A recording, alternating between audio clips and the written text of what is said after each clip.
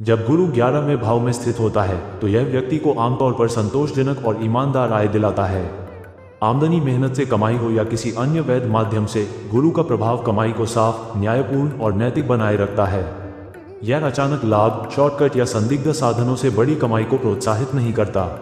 ये स्थिति उन व्यक्तियों के लिए भी लाभकारी होती है जो chartered accountancy CA, cost and works accountancy CMA CWA या कंपनी सेक्रेटरी CS जैसी कठिन परीक्षाएं देते हैं। गुरु लगातार परिश्रम, धैर्य और नैतिकता प्रदान करता है, जिससे व्यक्ति धीरे धीरे सफलता की ओर बढ़ता है। गुरु 11वें भाव में न्यायिक सेवाओं से जुड़ी नौकरियों को भी समर्थन देता है। व्यक्ति न्यायिक सेवा में प्रवेश तो पा सकता है, परंतु उच्च पद पर सीधी नियुक्ति दुर्लभ होती है।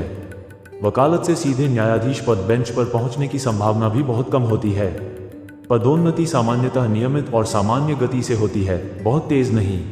वित्त, लेखा, टैक्सेशन या कानून से जुड़े पेशों में ये गुरु उच्च आय दिलाता है, परंतु सदैव ईमानदार और पारदर्शी साधनों से। ये रिश्वत, काली कमाई या गैर न्यायपूर्ण लाभ का साथ नहीं देता।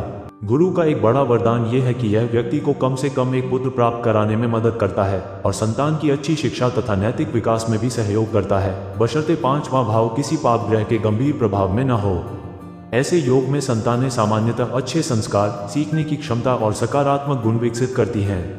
ये गुरु आयकर, बिक्री कर, उत्पाद शुल्क आदि से संबंधित समस्याओं को सुलझाने में भी सहायता करता है।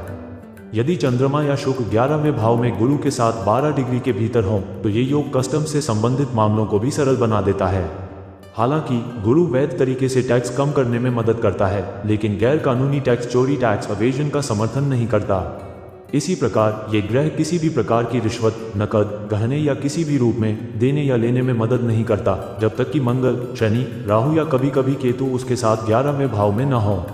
स्वास्थ्य के मामले में गुरु यहाँ केवल सीमित सहायता प्रदान करता है। ये छोटी मोटी या अस्थायी बीमारियों से उबरने में मदद करता है, लेकिन गंभीर रोगों पर इसका प्रभाव कम होता है।